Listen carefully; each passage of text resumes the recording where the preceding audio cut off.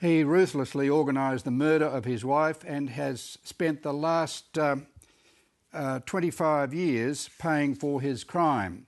This week, the once wealthy businessman Andrew Kalazjich finally walked free from prison and returned to the family who never accepted he could be responsible for such a brutal act. Their loyalty was in stark contrast to the overwhelming evidence presented at his trial and subsequent judicial review. So why couldn't they accept the verdict? Deborah Cornwall reports.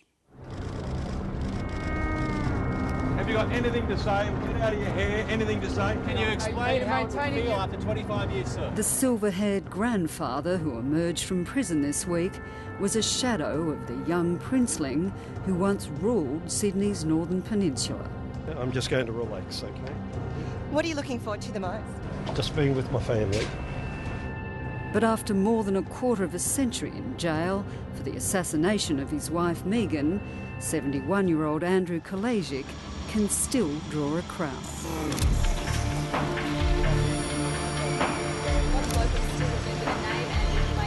Sydney hotel director Andrew Peter Kalazjich appeared in court today, charged with the murder last month of his wife. The one-time hotelier and entrepreneur who put Manly on the international tourist map has always maintained his innocence. And despite overwhelming evidence, Kalazjich organised the hit on his wife, who was murdered in her bed as he lay next to her.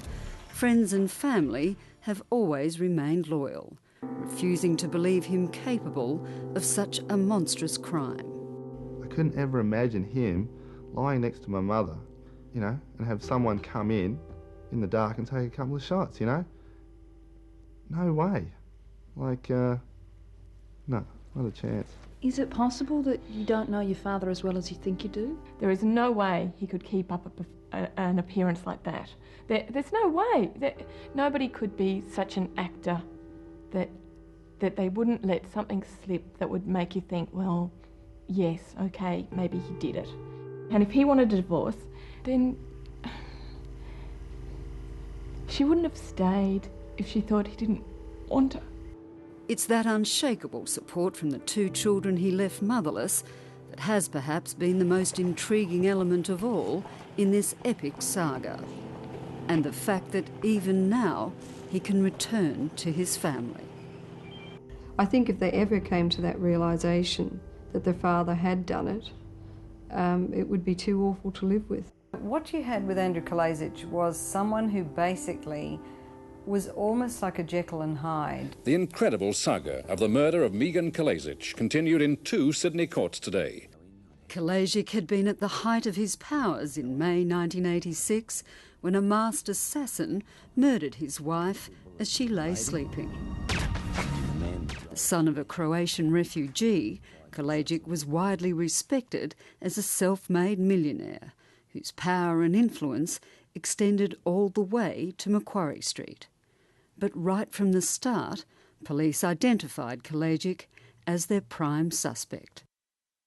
Strange things right from the beginning was that a young constable noticed that Andrew Kalazjich had been rubbing his eyes and that no tears had formed, which she thought was rather strange. The second was that the ambulance wasn't called right away. There was quite a delay. It was a professional assassin, Black George Canellis, who first told police it was Kalazjich who'd ordered his security manager Warren Elkins to find a hitman. Elkins had tracked down 2 middlemen, salesman Bill Vandenberg and his mate Kerry Orrick, who offered Canellis $20,000. But Canellis claimed Orrick and Vandenberg were such rank amateurs, when he realised Megan Kalazjich was the target, he'd pulled out. Kalazjich, who owns the Manly Pacific International Hotel, was arrested on Friday after police obtained a confession from a man who says he fired 2 shots into Mrs. Kalazjich as she slept. And I just went over and I leaned down the rifle and pointed the rifle towards her head and I just pulled the trigger twice. In this extraordinary interview with television reporter Stephen Barrett, Bill Vandenberg claimed he'd never used a gun before in his life. But after Canellis had refused to go ahead with the job, he'd been so terrified of Canellis and Kalazjich, he'd killed Mrs. Kalazjich himself. I didn't think I had a choice. I didn't feel that I had any choice at all, not if I wanted to live. Vandenberg said there'd been 4 aborted attempts to kill Megan Kalazjich before he finally succeeded. On one occasion he'd left because Kalazjich's son Andrew was still watching television. On another, Mrs. Kalazjich's mother was in the house. But he claims the order then came down from Kalazjich. He just wanted the job done, no matter what. Warren contacted me again and he said, well, Andrew has thought it over and he's decided, well, it's a very important job, and if you go in next time and his son happens to be in the way or his mother-in-law happens to be in the way, you'll just have to take them as well. By the time Kalazjich was charged with the murder, all 3 co-accused had turned Crown witness. None of them felt particular loyalty to him, so the second the police came banging on the door, they turned evidence and gave evidence against him. Just days after Kalazjich was convicted, Vandenberg was so haunted by his crime, he hung himself in jail. He'd never killed a rabbit before. He was absolutely full of remorse.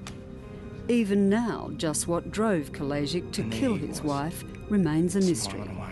There were claims he'd been having an affair, but it was a relationship he'd had 17 years earlier that proved most damning at the trial. The prosecution claimed that was the first time Kalazjich had tried to kill his wife so he could marry another woman. He'd staged an accident in which he'd leapt from his car just seconds before his wife and baby son were plummeted over a cliff. This is a bizarre story. I mean, as it began to be untold in court, you know, people were scratching their heads. We had novelists in the audience taking pen sketches for characters for novels.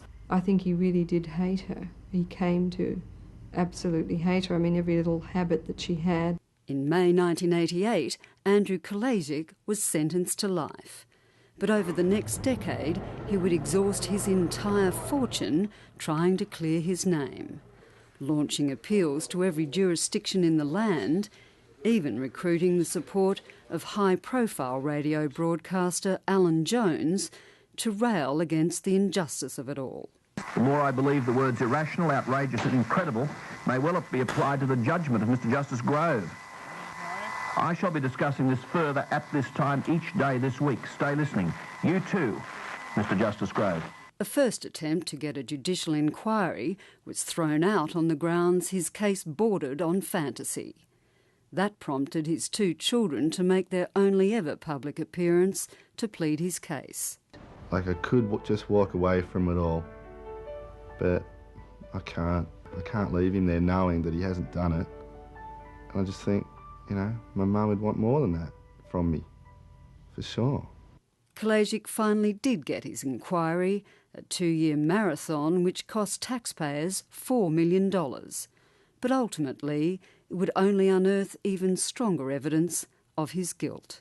I think, to be honest, towards the end, he convinced himself almost that he had no part in this, so that he actually started believing the tales he was telling himself. But how he can sustain that when he's out is anybody's guess. Deborah Cornwall reporting.